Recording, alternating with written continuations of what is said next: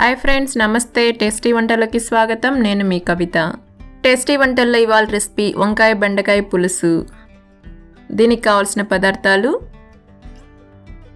3 నల్ల వంకాయలు. వంకాయలను శుభ్రంగా కడిగి ఒక వంకాయని 6 ముక్కలుగా కట్ చేసి సాల్ట్ వాటర్లో వేసుకోవాలి. ఇలా సాల్ట్ వాటర్లో వేసుకోవడం వలన వంకాయలు నల్లగా మారకుండా ఉంటాయి.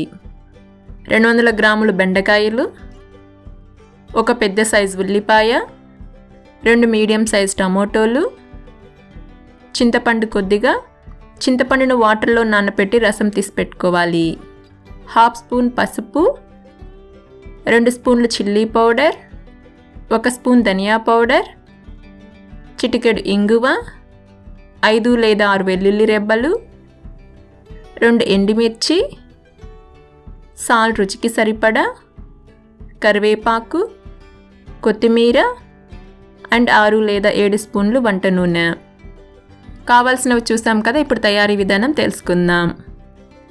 ప్యాన్లో ఆయిల్ వేసి వేడి చేసి కట్ చేసుకున్న బెండకాయలను వేసి మీడియం ఫ్లేమ్లో 2 నిమిషాల పాటు వేయించుకోవాలి. బెండకాయలను ఈ విధంగా ఆయిల్లో కాసేపు వేయించుకోవడం వలన బెండకాయల నుంచి జిగురు రాకుండా ఉంటుంది. చూడండి, బెండకాయలను ఈ విధంగా కొంచెం వేయించుకొని ఆయిల్లోంచి తీసి పక్కన పెట్టుకుందాం. తర్వాత అదే కడాయిలో 2 స్పూన్ల ఆయిల్ను మాత్రమే ఉంచి మిగతా ఆయిల్ని పక్కకు తీసి ఆవాలు, మినపప్పు, శనగపప్పు, జీలకర్ర, ఎండుమిర్చి వేసి దోరగా వేయించుకోవాలి. చూడండి, పోపు వేగింది. ఇప్పుడు కచ్చాపచ్చాగా దంచుకున్న వెల్లుల్లి రెబ్బలు, కరివేపాకు వేసి కాసేపు వేయించుకుందాం. తర్వాత కొంచెం పెద్ద ముక్కలుగా కట్ చేసుకున్న ఉల్లిపాయలు, పసుపు వేసి అంతా కలిసేలా కలుపుకొని ఉల్లిపాయలు కొంచెం మెత్తగా అయ్యే వరకు వేయించుకోవాలి. ఇప్పుడు అందులో ఇంగువ వేసి కలుపుకొని ఉల్లిపాయలను వేయించుకుందాం. చూడండి, ఉల్లిపాయలు మెత్తగా అయ్యాయి కదా. ఇప్పుడు అందులో కట్ చేసుకున్న టమోటో ముక్కలు వేసి కలిపి మూత పెట్టి 5 నిమిషాలు లో ఫ్లేమ్లో టమోటోలను మగ్గించుకోవాలి.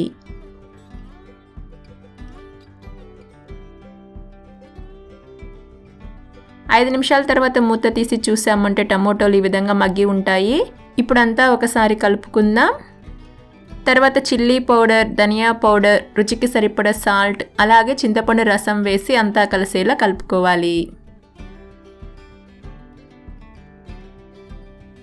చూడండి, పొడులు బాగా కలిసాయి. ఇప్పుడు అందులో ఒక పెద్ద గ్లాస్ వాటర్ వేసి అంతా కలిసేలా కలిపి మూత పెట్టి వాటర్ని బాగా మరిగించుకోవాలి.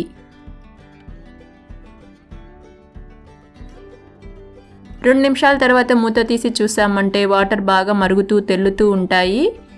ఇప్పుడు ఒకసారి కలిపి ఉప్పు కారం సరిపోయాయి లేదో చూసి సరిపోకుంటే ఇప్పుడు వేసి కలుపుకోవచ్చు.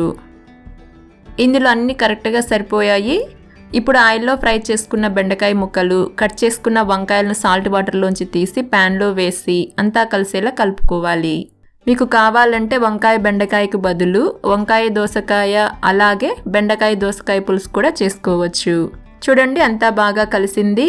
ఇప్పుడు మూత పెట్టి 5 నుంచి 8 నిమిషాల పాటు మీడియం ఫ్లేమ్లో ఉడికించుకుందాం. మధ్యలో మూత తీసి కలుపుకొని బెండకాయలు ఉడికాయ లేదో చూసి మళ్ళీ మూత పెట్టి ఉడికించుకోవాలి.